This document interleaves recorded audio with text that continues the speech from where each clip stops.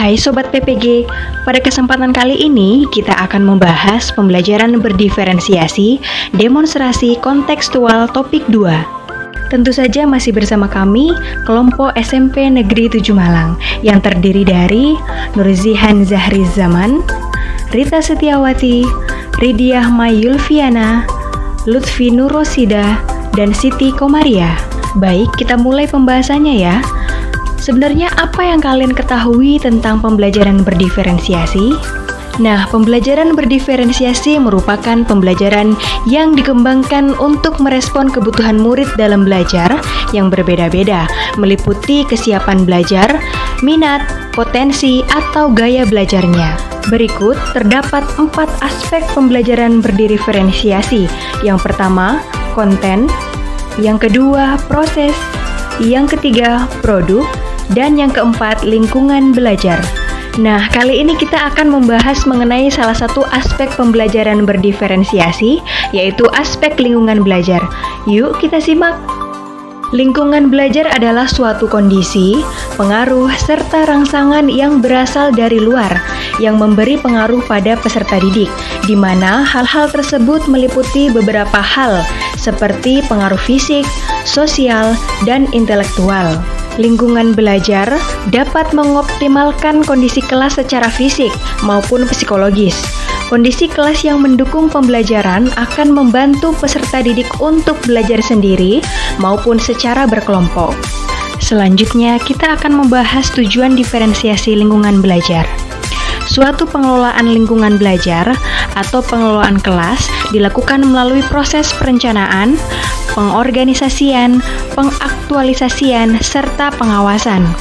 Lingkungan belajar bertujuan untuk memberikan pengaruh kepada keberlangsungan proses pembelajaran sehingga dapat berjalan dengan sistematis, efektif, dan efisien. Lingkungan belajar termasuk pengaturan atau setting ruang kelas. Tempat duduk peserta didik bisa dibuat melingkar, berkelompok, kotak, berbaris, atau berpasangan.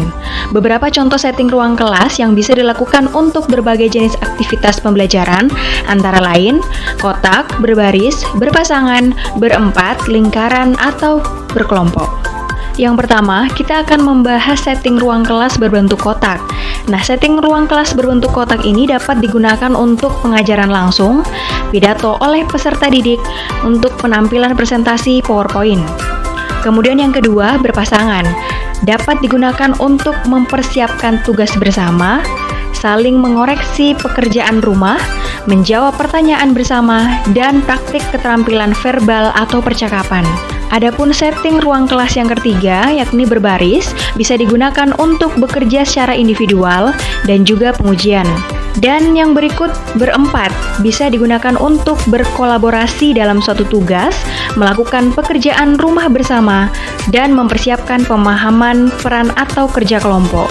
Selanjutnya, setting ruang kelas berbentuk lingkaran. Nah, setting ini digunakan untuk berbagai diskusi kelompok, percakapan kelompok juga bisa. Selanjutnya, berkelompok. Bisa digunakan untuk diskusi kelompok dan mengerjakan tugas proyek bersama. Adapun berbagai setting atau pengaturan ruang kelas dimaksudkan untuk menciptakan lingkungan belajar yang kondusif bagi peserta didik, sehingga tujuan pembelajaran bisa tercapai secara efektif dan efisien. Oleh karena itu, sebagai seorang guru harus bisa menguasai seni utama dalam profesinya, yaitu mengatur ruang kelas sehingga prestasi belajar siswa dapat meningkat.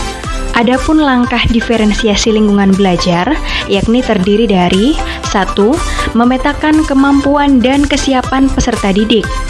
Yang kedua, memilih setting atau pengaturan yang sesuai. Dan yang ketiga, mengoptimalkan proses pembelajaran agar terasa aman dan menyenangkan. Selain itu, aspek lingkungan kelas yang mendukung dapat memberikan manfaat untuk peserta didik. Adapun manfaatnya, yang pertama, setiap orang dalam kelas akan menyambut dan merasa disambut dengan baik. Yang kedua, setiap orang di dalam kelas akan saling menghargai. Yang ketiga, murid akan merasa aman. Kemudian yang keempat, ada harapan bagi pertumbuhan. Dan yang kelima, ada keadilan dalam bentuk nyata. Contoh implikasi pembelajaran diferensiasi lingkungan belajar tidak hanya terdapat pada lingkungan fisik, yakni kondisi kelas. Pembelajaran diferensiasi lingkungan belajar dapat dilakukan dengan memberikan variasi atau perbedaan suasana tempat belajar. Misalnya, mengajak siswa untuk belajar di perpustakaan atau taman sekolah. Selain itu, guru juga bisa mengajak siswa untuk melakukan kunjungan lapangan, misalnya ke kebun raya untuk melakukan observasi atau penelitian. Terima kasih, sampai jumpa di pembahasan materi selanjutnya ya.